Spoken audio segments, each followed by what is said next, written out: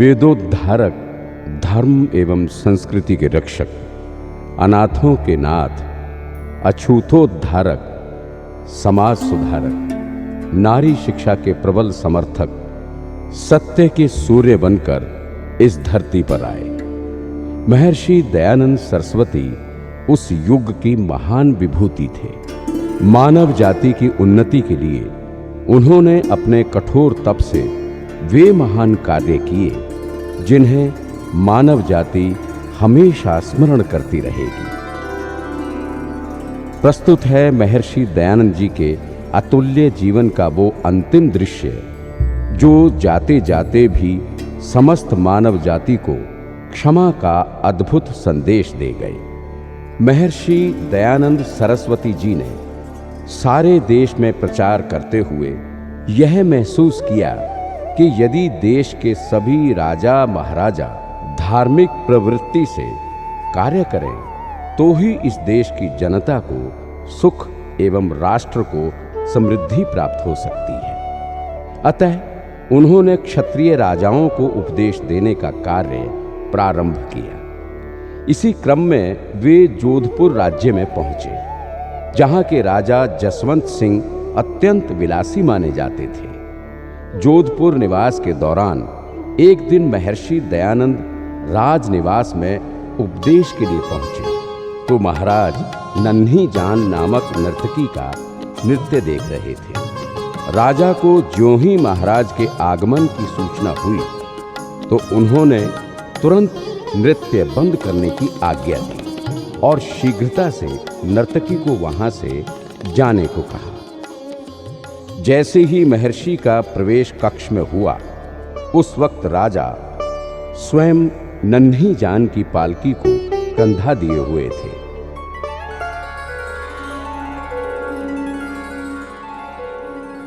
महाराज को जोधपुर नरेश का प्रणाम। नरेश, यह क्या? हमें अतीव दुख है आपके ऐसे अशोभनीय आचरण से। महाराज, हम लज्जित हैं। राजा लोग सिंह के समान समझे जाते हैं। स्थान स्थान पर भटकना आपके लिए ठीक नहीं है। ये आर्य जाति की कुल मर्यादा के विपरीत है। केसरी की कंदरा में ऐसी कलुषित के आगमन का क्या काम? इस कुव्यसन के कारण राजधर्म भ्रष्ट हो जाता है, मान मर्यादा को बट्टा लगता है। इस पाप सोपान पर प्रथम पदार्पण करते ही पुनः पद पद पर पुरुष का अधः पतन आप ही होता चला जाता है। इस दुर्व्यसन को तिलांजलि देनी चाहिए। हमारी तो यही इच्छा है। आगे आप जैसा उचित समझे।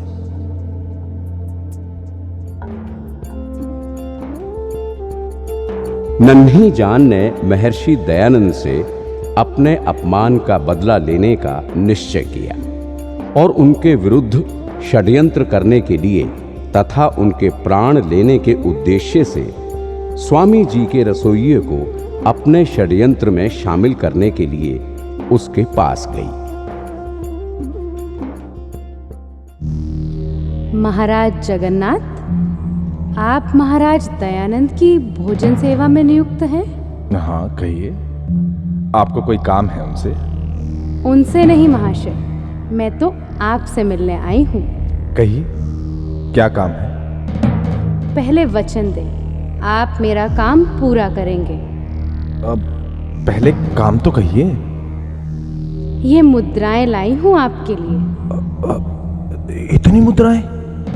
हाँ, आपको मेरा एक काम करना होगा, फिर ये मुद्राएं दूंगी।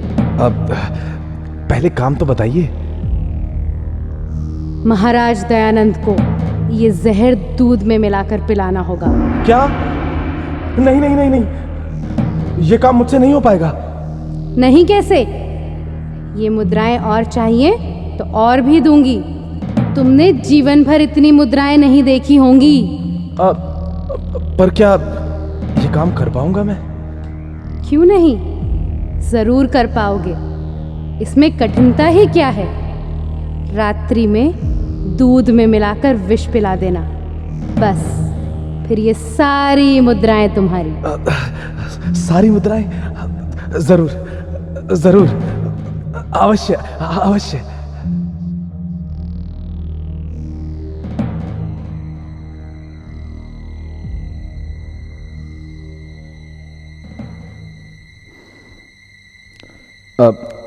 दूध पी लीजिए महाराज।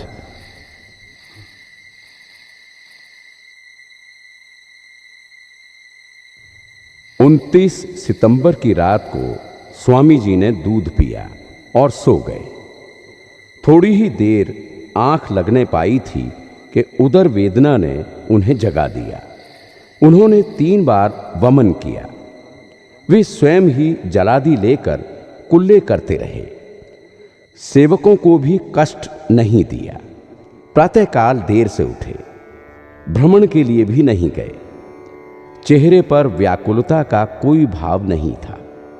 महर्षि ने वायु को शुद्ध करने के लिए हवन किया। वे समझ गए थे कि उन्हें दूध में कोई विषाक्त पदार्थ दिया गया है।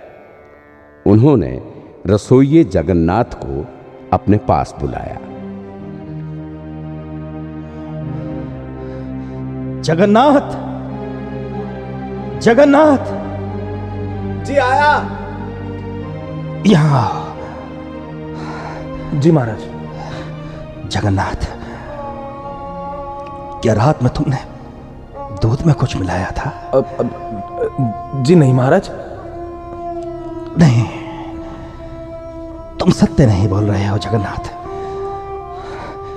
सच सच बताओ, क्या दिया था तुमने मुझको? कुछ नहीं महाराज।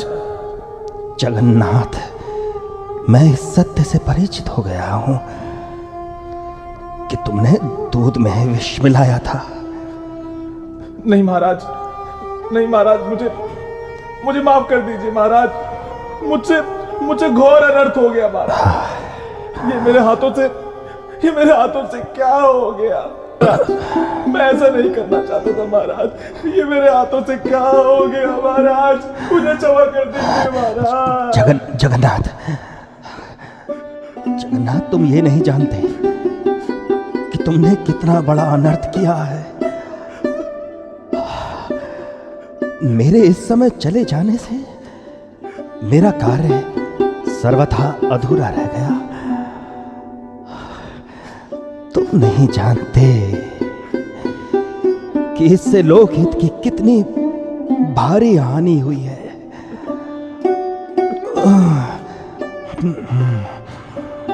अच्छा, विधाता की यही इच्छा है। महाराज मुझे क्षमा कर दीजिए महाराज। जगन्नाथ, सुनो, यदि यहां के नरेश को पता चल गया तो वो तुम्हारा जीवन समाप्त कर देंगे। इसलिए मैं चाहता हूं कि ये रुपए लो।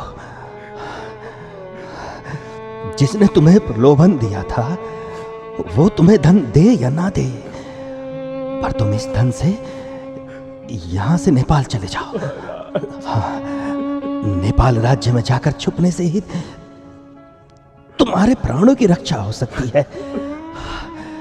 मैं तो संसार को मुक्ति का मार्ग दिखाने आया हूं, किसी को कैद कराने नहीं। सुनो, देर ना करो। हाँ? शीघ्र ही यहां से चले जाओ। जाओ जाओ जाओ जगन्नाथ, शीघ्र जाओ। जाओ जाओ।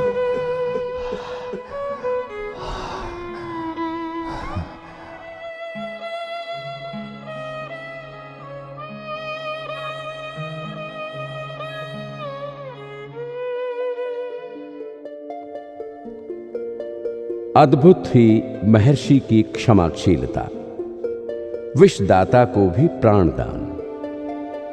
चांद सूरज व सितारे थे कभी कैद जहां, बुझती हुई वह क्षमा भी जला दी तूने। ढूंढ इतिहास को देखा ना मिला तुझ जैसा, अपने कातिल को भी जीने की दुआ दी तूने। महर्षि जी का स्वास्थ्य निरंतर गिरता जा रहा था। कोई भी औषधि ना लगती थी। पल पल, घड़ी घड़ी और दिन दिन में महारोग भीषणाकार होता चला गया। स्वामी जी को जोधपुर से आबू ले जाया गया। स्वामी जी तो आबू पर ही रहना चाहते थे, परंतु प्रेमीजन उनका उपचार निष्ठावान सेवक डॉक्टर लक्ष्मण दास जी से करवाना चाहते थे। इसलिए वे उनसे अजमेर आने की प्रार्थना कर रहे थे। 26 अक्टूबर 1883 को स्वामी जी आबू से अजमेर के लिए रवाना हुए। सारे देश में भक्तों की भीड़ स्वामी जी के स्वास्थ्य का समाचार जानने के लिए आतुर थी। स्वामी जी के मुख, जिह्वा, कंठ, तालू एवं संपूर्ण शरीर पर छाले पड़े हुए थे। वे बोलने में असमर्थ थे। बिना सहायता के करवट भी नहीं ले सकते थे। पानी गले से नीचे नहीं उतर पा रहा था। अजमेर में उन्हें मसूदा के ठाकुर साहब के बंगले में ठहराया गया। डॉक्टर लक्ष्मण दास ने उनका इलाज प्रारंभ किया। रोग का तीव्र आक्रमण होने पर स्वामी जी ने कहा,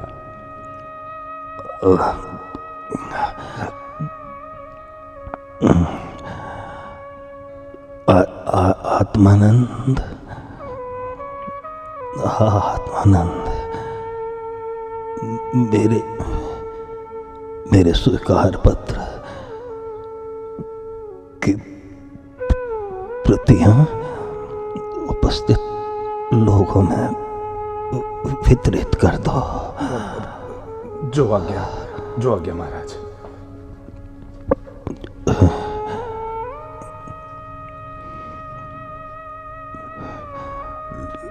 लक्ष्मण दास जी। जी महाराज।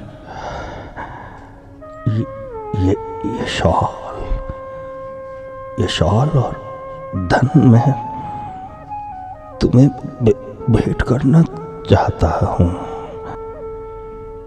महाराज, मेरे पास धन होता तो मैं सब धन आपके एक एक रोम पर निछावर कर देता। यदि मेरा उपचार शुरू से ही डॉक्टर लक्ष्मण दास के हाथ में होता तो विष देकर मुझे संसार से हटा देने का षड्यंत्र विफल हो जाता।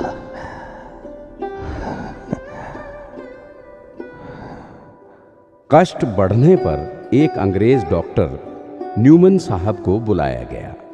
स्वामी जी को देखकर वे हतप्रभ से हो गए और कहने लगे, धन्य है ऐसा महापुरुष। हमने ऐसा विल पावर वाला आदमी आज तक नहीं देखा, जो सर से पांव तक इतना क्रिटिकल कंडीशन में हो, वो अपने मुंह से थोड़ा सा भी तकलीफ की बात न बोले। ऋषिवार, आपका धैर्य आश्चर्यजनक है।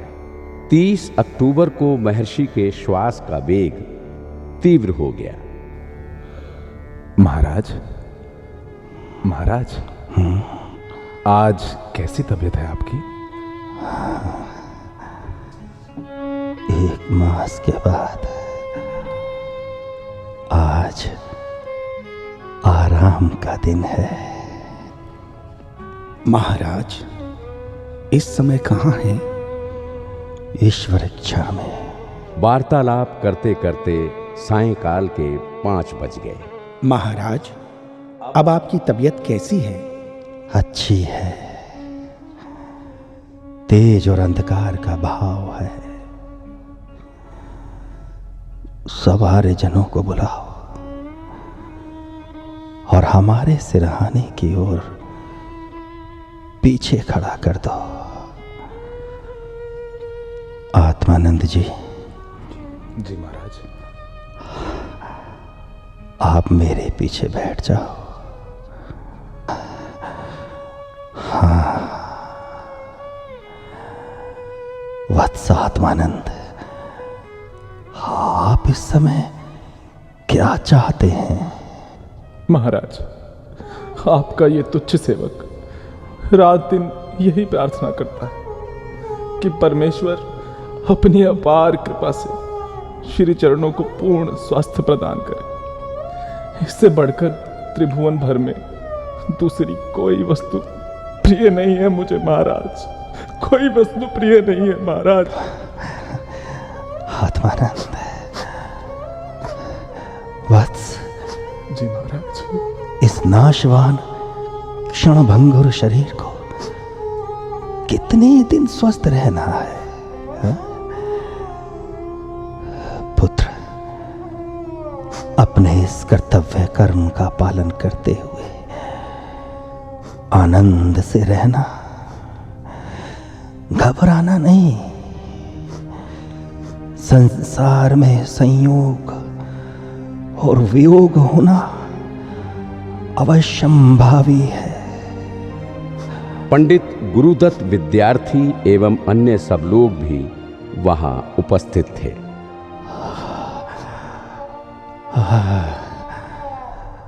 चारों ओर के द्वार खोल दो और छत की ओर के रोशनदान भी खोल दो। जी जी जी स्वामी जी।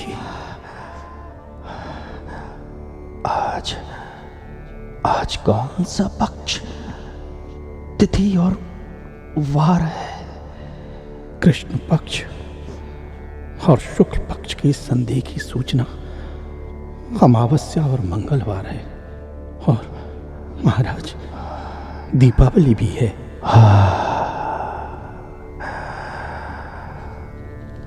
ओम भूर्भुवः स्वः तत्सवितुर्वरेण्यं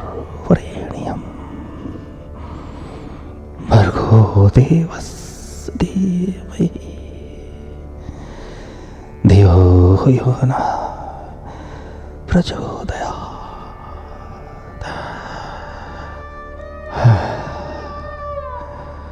अब तो मेरे शिष्य सभी आर्य समाजी हैं।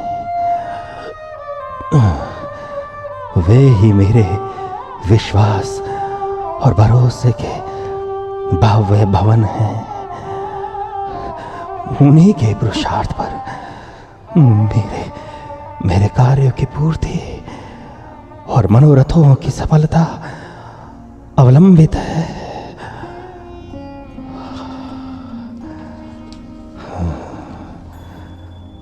हे दयामय, हे सर्वशक्तिमान ईश्वर, तेरी इच्छा पूर्ण हो। तूने अच्छी लीला की।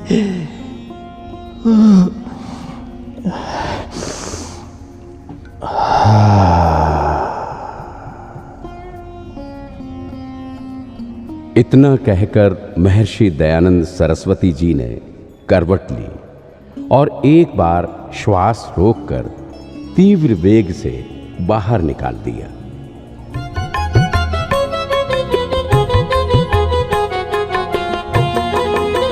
ऋषि का देह दीप जबकि बुझने वाला था, दिवाली कहने को थी सच तो ये दिवाला था। और जनता के हृदय में बड़ी घबराहट थी, किंतु ऋषिराज के मुख पर तो मुस्कुराहट थी, किंतु ऋषिराज के मुख पर तो मुस्कुराहट थी। शांत मन हो महर्षि ने ये वचन उच्चारे, तेरी इच्छा पूर्ण हो हे परम पिता प्यारे।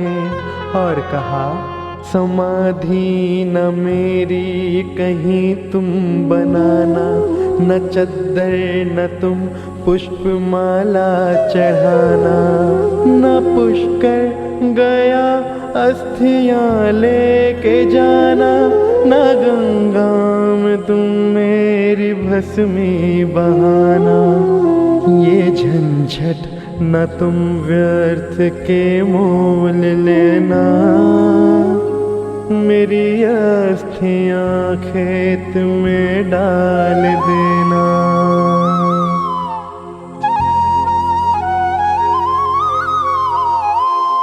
हाय वो छिन गया अनमोल हमारा मोती, दीप एक बुझ गया घर घर में जगा कर ज्योति। बड़े अचरज में देख ये गुरुदत्त विज्ञानी, जो कि नास्तिक थे परम हो गए आस्तिक ज्ञानी। स्वामी महाराज की महानताएं जग जानी, झुके चरणों में बोलते थे सभी यह वाणी।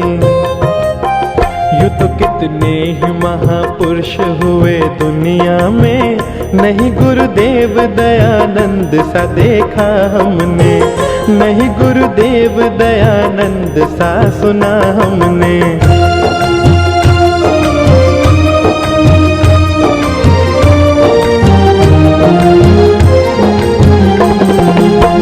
जिसने मृत आर्य जाति को पुनः जिलाया है, आप विष पी के वेदामृत हमें पिलाया है।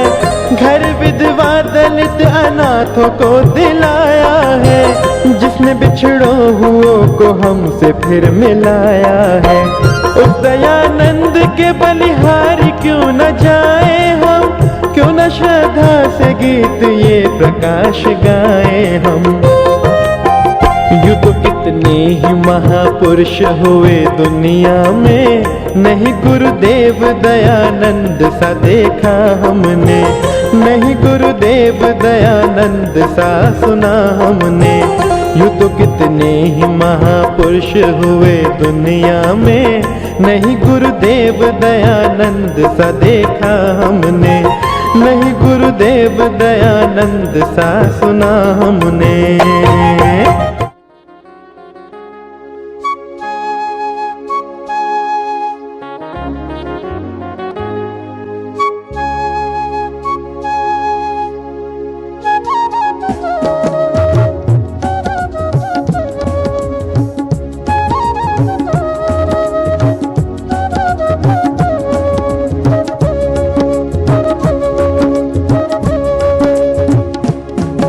प्रणाम प्रणाम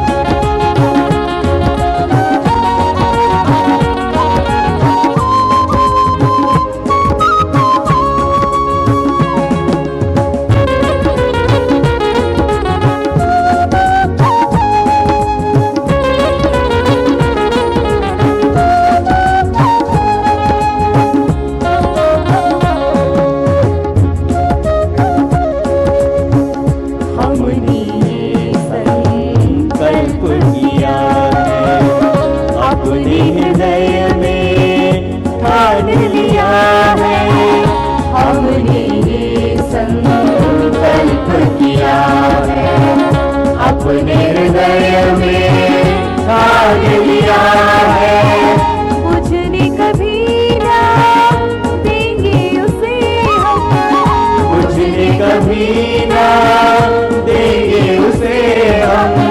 तुमने जो रोशन दीप किया है, तुमने जो रोशन दीप किया है। प्रणाम प्रणाम प्रणाम प्रणाम, ऋषिवर तुमको शत शत प्रणाम। प्रणाम प्रणाम प्रणाम प्रणाम, ऋषिवर तुमको। बहुत धन्यवाद। हमारे इन बच्चों का एक बार और जोरदार करतल ध्वनि इन बच्चों की शानदार प्रस्तुति के लिए। हम सबका सौभाग्य है कि आज हमारे मध्य में सूरत से माननीय सब्जी भाई ढोलकिया जी, जो हीरा व्यापारी हैं, डायमंड किंग हैं, आज हमारे मुख्य अतिथि के रूप में यहाँ मौजूद हैं। बच्चे तैयारी करें, तुरंत यज्ञ शुरू होने लगा है। मैं आमंत्रित करूँगा आदरणीय सब्जी भाई ढोलकिया को एक बार आएँ। श्रद्धेय आचार्य देवव्रत जी, माननीय राज्यपाल गुजरात, उनसे भी आग्रह करूंगा कृपया मंच पर आएं। और इस आयोजन की स्वागत समिति के अध्यक्ष आदरणीय भाई सुरेंद्र जी, उनको भी आमंत्रित करता हूं। और आदरणीय आज के मुख्य अतिथि श्री सब्जी भाई ढोलकिया, जो आज के भगीरथ हैं। भगीरथ को दो कारणों से याद किया जाता है, एक परिश्रम के लिए और दूसरा जलधारा का प्रवाह बनाने के लिए। उन्होंने जल संरक्षण के क्षेत्र में जो कार्य किया है अद्भुत है। भारत सरकार ने उनको पद्मश्री से सम्मानित किया है। मैं स्मृति चिन्ह देने के लिए मैं आमंत्रित कर रहा हूं, तब तक वो स्मृति चिन्ह लाएं। और आदरणीय सब्जी भाई ढोलकिया, जिन्होंने गुजरात में जल संरक्षण के लिए बेहद अद्भुत कार्य किया है, सूखी नदियों को पुनर्प्रवाहित किया है, जगह जगह चेक डैम बनाए हैं। और चेक डैम बनाने के बाद लगभग 40 गांव ऐसे हैं जिन गांवों के अंदर जहां पानी नहीं था, पानी उपलब्ध हुआ, पानी खारा था, पीने लायक बना, जल स्रोत बहुत ऊपर आ गए। इस तरह का कार्य आदरणीय सब्जी भाई ढोलकिया करते हैं। और साथ ही आप सबको जानकर खुशी होगी, वो जिस तरह की जीवन शैली के धनी हैं, जिस तरह का जीवन जीते हैं, उनके पास परमात्मा की कृपा से बेशुमार संपदा है, बेशुमार भौतिक संपदा है। लेकिन उस भौतिक संपदा से भी ज़्यादा उनकी जो वैचारिक संपदा है, संस्कारों की संपदा है, सादगी की संपदा है, वो उससे भी कहीं ज़्यादा ऊंची है। और इन अर्थों में वो श्रेष्ठ आर्य हैं, श्रेष्ठ आर्य समाजी हैं। इन अर्थों में हम आदरणीय सब्जी भाई ढोलकिया का अपने बीच में आने पर बहुत स्वागत, अभिनंदन करते हैं।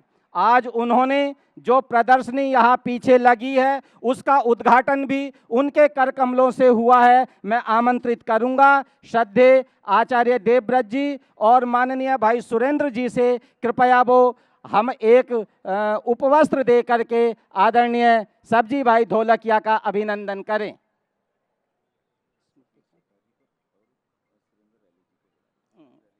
माननीय सुरेंद्र रैली जी और सतीश चड्ढा जी, वो यदि यहाँ हैं तो कृपया करीब आ जाएं। सुरेंद्र रैली जी, सतीश चड्ढा जी यदि यहाँ हैं तो कृपया यहाँ आ जाएं। और मैं निवेदन करूँगा एक स्मृति चिन्ह जो स्वामी दयानंद जी महाराज की, महर्षि दयानंद के चित्र की प्रतिकृति है, वह भी आदरणीय सब्जी भाई ढोलकिया को भेंट करेंगे। सुरेंद्र रैली जी और माननीय सतीश चड्ढा जी कृपया साथ में आएंगे। आइए। और एक अभिनंदन पत्र जो आदरणीय भाई सब्जी भाई ढोलकिया को भेंट किया जा रहा है। सुरेंद्र रैली जी और सतीश चड्ढा जी, भाई विनय जी भी साथ में आएंगे। ये उनकी सेवा में जो अभिनंदन पत्र प्रदान किया जा रहा है आर्य प्रतिनिधि सभा, सार्वदेशिक आर्य प्रतिनिधि सभा की ओर से, वह प्रदान करेंगे।